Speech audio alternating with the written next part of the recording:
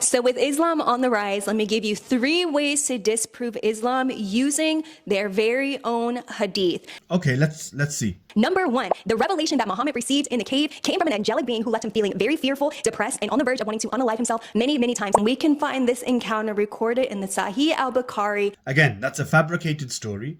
The Prophet was never scared when he saw Gabriel. He wasn't depressed. He definitely didn't try to unalive himself. This story is only found in Sunni fabricated books, and we reject Sunni books completely. In the Sahih al-Bukhari, chapter 3, verse 1. Chapter 3, verse 1. Woman, you're quoting Bukhari and you're saying chapter 3, verse 1. Bukhari is a book of traditions and narrations. It's not the Quran. It doesn't have verses. What are you doing? All right, let's move on. What's the next hadith?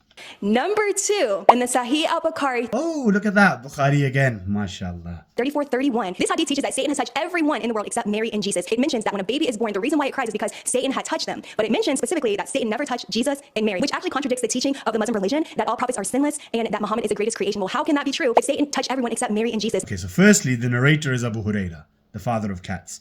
And we reject him completely because he was a pathological liar. Not only that, he's fabricated many narrations. But secondly, the Quran says in chapter 15, verse 42, that you will certainly have no authority over my servants. Meaning what?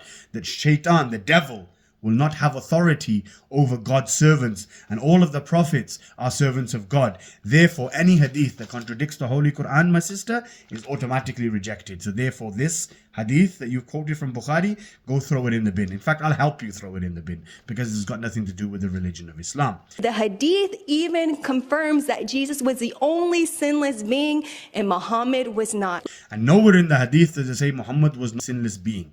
I mean, at least quote the thing that you're quoting correctly.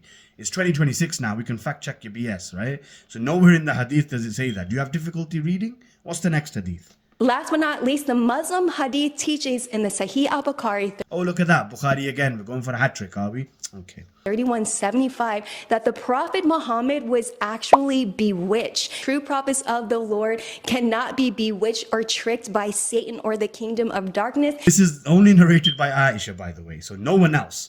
And Aisha is worse than Abu Huraira. And I've already told you what we think about Abu Huraira, right? Aisha lied multiple times against the Prophet, went against the Quran, and went against Allah subhanahu wa ta'ala. And remember, like I told you before, any hadith that goes against the Quran is rejected. So if Aisha is saying one day the Prophet was bewitched, and the Quran in chapter 25 verse 8 says, and the wrongdoers say you are following a bewitched man, then that means Aisha is a wrongdoer and we reject her. And this hadith contradicts the Quran. So you failed to disprove my Prophet, you failed to disprove my religion, and all you did was you quoted Bukhari and you just embarrassed yourself.